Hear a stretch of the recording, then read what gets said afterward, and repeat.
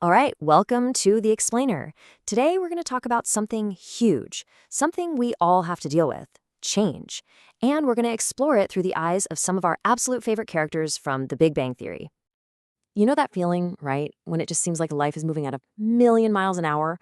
Well, our story today, it doesn't start with some big dramatic crisis. No, it starts with something way more down to earth. That simple, kind of awkward feeling when you decide you want to improve yourself just a little bit. It all kicks off with this hilarious idea one of the characters' dads had, furniture disease. You know the feeling. It's that moment you look in the mirror and decide, something's gotta give.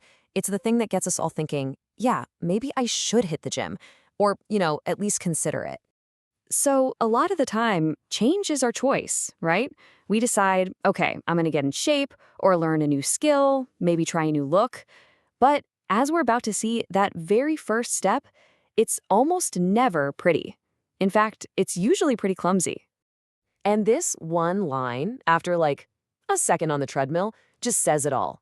It perfectly captures that feeling of our early efforts. It really shines a light on that huge and, let's be honest, pretty funny gap between what we want to achieve and what our bodies are actually willing to do.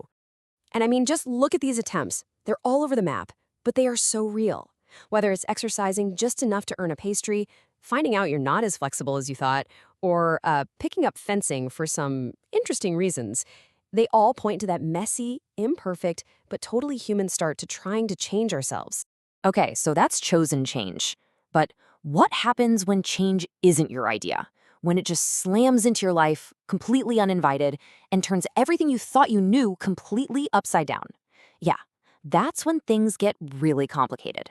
For a guy like Dr. Sheldon Cooper, who lives and breathes routine, a whole bunch of sudden, huge changes all at once creates this perfect storm of anxiety. And get this, even amazing things, like winning the Nobel Prize, just add to this overwhelming feeling of total chaos. And his reaction?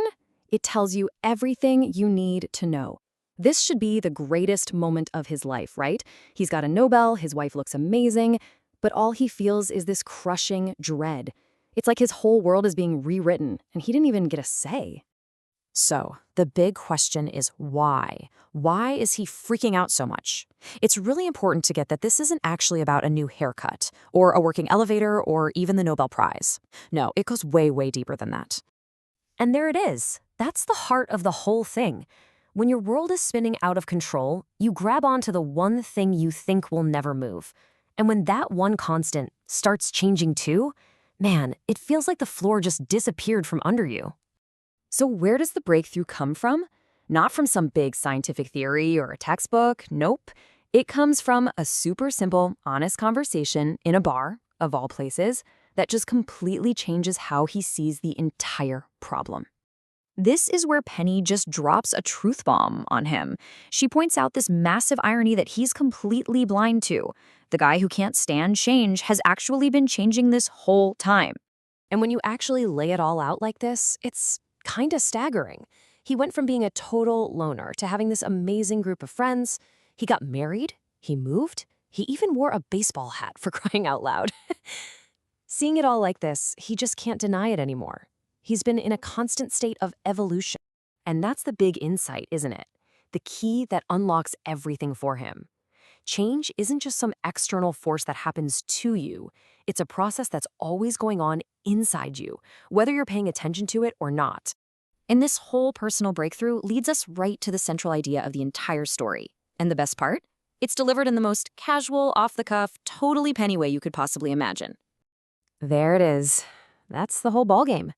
The one thing we can actually count on, the only real constant in the entire universe, is that things are always, always changing.